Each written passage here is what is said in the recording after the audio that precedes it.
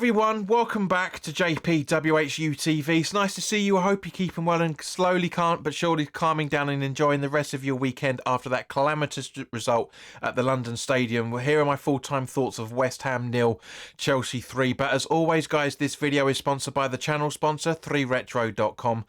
Please click the link in the description below that will take you directly through to the West Ham section of their website, where you can purchase some really nice retro gear along with track jackets, polo shirts, sweatshirts and t-shirts made by Admiral and Umbro in the claret and blue. If there's any Chelsea fans watching, as you can see from the icon that's up here, there's also some retro Chelsea gear in there as well. So any purchases you make through the link in the description below, the commission that the channel would normally be getting, as I always say, I'll be sending on to the charity Iron Supporting Food Banks.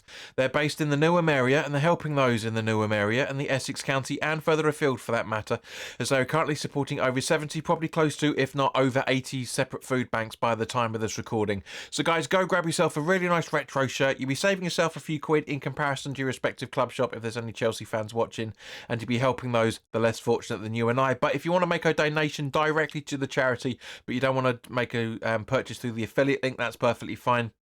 Just above the affiliate link is a Just Giving Fund link that will take you directly through to their section. So you can £1, £2, £5, whatever you can afford to donate, guys. Believe me, every single penny helps. So let's crack on straight away. We're talking about the team sheet, which is pretty much what everybody was hoping to see.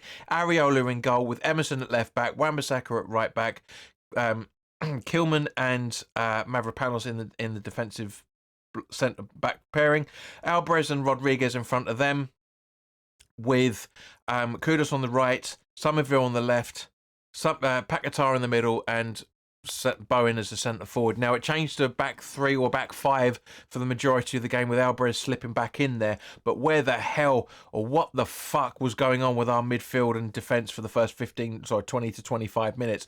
Don't get me wrong, the approach of the game was perfect. We actually went at Chelsea quite early on. Kudus had a shot at goal, 2.5, close to 3 minutes on the clock. Got saved. Mavropanos made a bit of a foul, and that foul is the reason why we conceded that first goal.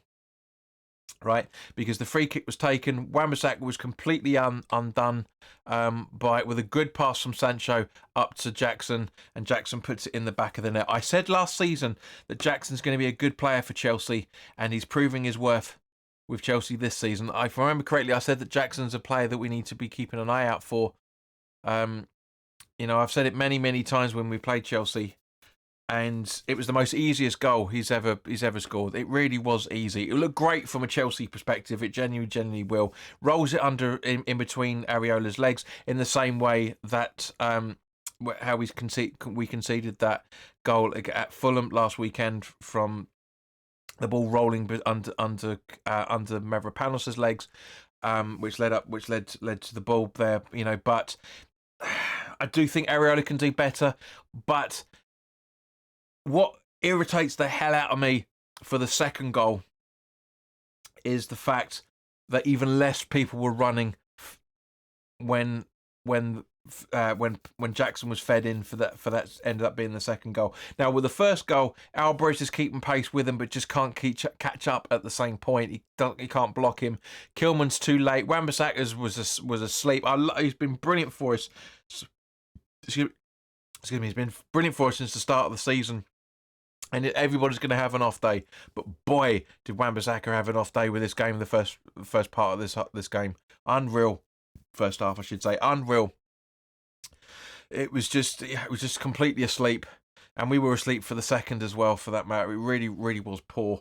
It's terrible. But unfortunately, I'm not sure if Rodriguez was injured or it was just a tactical substitution, but he was taken off on the 38th minute, and Souček brought in his place.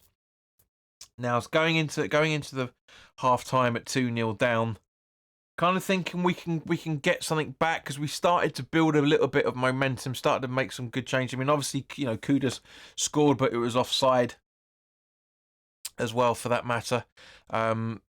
Quite rightly so.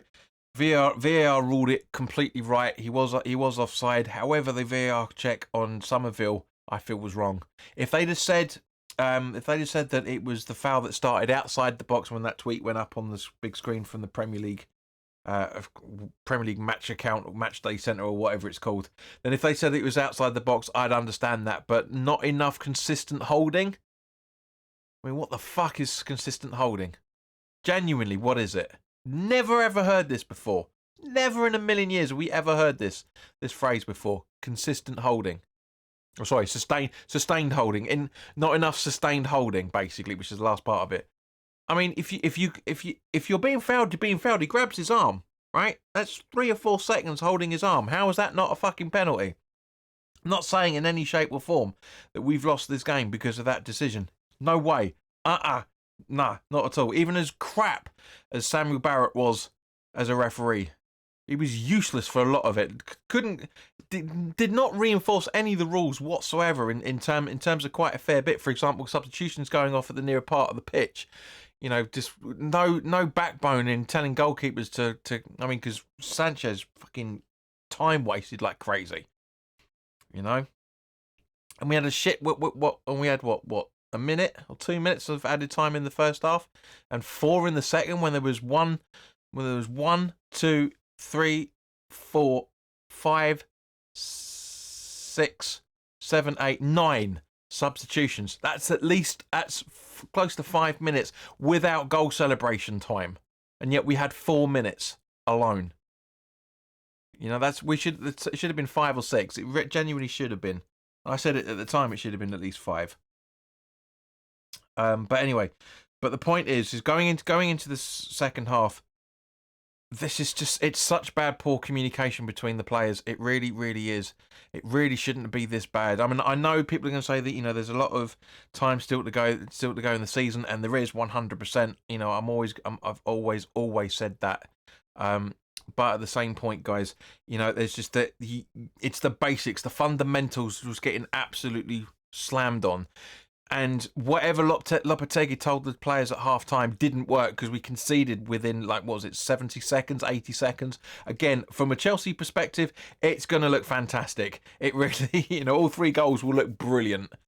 But, yeah, I mean, the worrying thing was that Somerville, who was one of our better players in the first half, Somerville and Kudus were the best players out there in that first half. They genuinely were. I'm hoping that it was a tactical issue that why Somerville was taken off for Antonio, because when that substitution happened, there was a lot of boos, and I understand it. I booed it a bit myself, to be honest with you, because you don't substitute one of your most surprising and possibly up and coming new signings with the players got practically nothing left on his contract, because it's Antonio's substitutions up at the contract is up at the end of the year, end of the season, and also for that matter, he's done fuck all for months, genuinely done nothing for months. You know, and it's just, you know, it was crap at the end of the season last season. You know, was next to useless in pre-season, has been next to useless at the start of the season as well, for that matter. So I think that the majority of the boos that were done was aimed at Lopetegui, not the actual substitution itself. You know, it kind of was. You know where I'm going with it. But Emerson came on came off and Creswell came on. Irving came on for Paquetá, which the announcer didn't even notice. Rodriguez was substituted early on in the first half for Souček, which I've mentioned. So I was kind of hoping Skulls was going to come on, to be honest with you. I mean, I'll answer that. Okay, he couldn't because he wasn't on the bench, so that's fine. But you know, so needs must in that case. You know, I said in the preview that he was Emerson was 50% chance of returning for this game. So obviously, you know, maybe they just went to see how he got on. You know, I thought he was a bit out of sorts, but no more than anybody else out there as well, for that matter.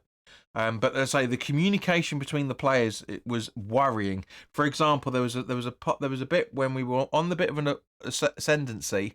You know, and Antonio ran down the left hand flank from the Bobby Moore perspective, the right hand flank from our attacking perspective. I put a ball in, which wasn't all that great, and then the ball got cleared out, and you've got Soler here, you got Kudus here, and you got Bowen there, sort of thing, and none of them were going for the ball. We were shouting, "What the hell are you doing?" What the fuck is going on? You know, we're 3-0 down. Somebody who wants? You know, and it was just that.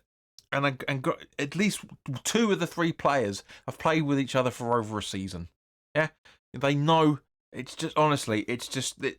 I know this is what everyone's saying about, you know, the keeping the time to gel and everything, and I understand that. But the bigger picture is this is the club's worst start to the season from a home perspective in the entire club's history. We have never, I don't know if it's Premier League or ever for that matter, but we have never lost the first 3 games.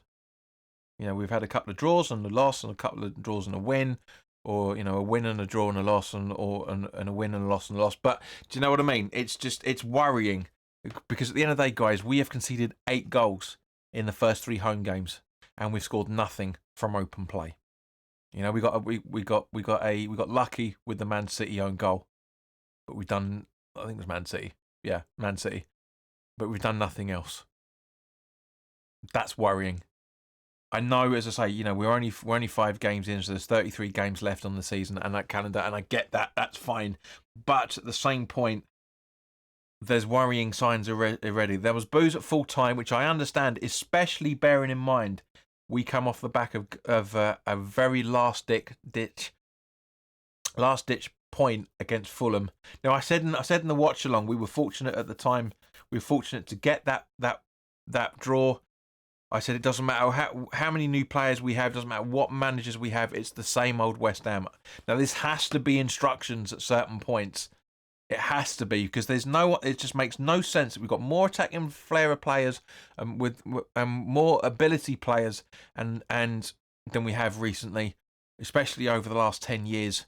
We've had loads of different managers over the last 10 years and we are still playing the same way. That worries me. It genuinely does worry me. But guys, put your comments in the comments section below. Let me know your thoughts on this. Thank you for listening to me prattling on for close to a quarter of an hour. There's always much more to talk about when there's a loss, when there is a win and a draw. You guys know that. If you're enjoying the channel, then by all means, please do subscribe. Please do like it if you've got it this far, for that matter. Actually, if you have got this far, put irons in the comment section. I want to see how many people actually watch it to the end. It'd be quite interesting to say that. But guys, thank you very much for your time. Try and enjoy the rest of your weekend. You know, obviously we've got Liverpool in the League Cup on Wednesday. I'll try and do a preview for that. And also, for that matter, because I've started a new job this week, and but it's a lot further out than where I was beforehand. But it's further into Essex, which is what I want to do as well at some point. So hopefully, you know, things are going to start working out from that point of view. But it takes me a lot longer to get home. So if I'm home on time to do the watch along for the League Cup, then I'll do that. If not, I'll watch the game and I'll do my full-time thoughts afterwards. But guys, in the meantime, have a great weekend. Look after yourselves. Take care. And I'll see you soon. All the best now.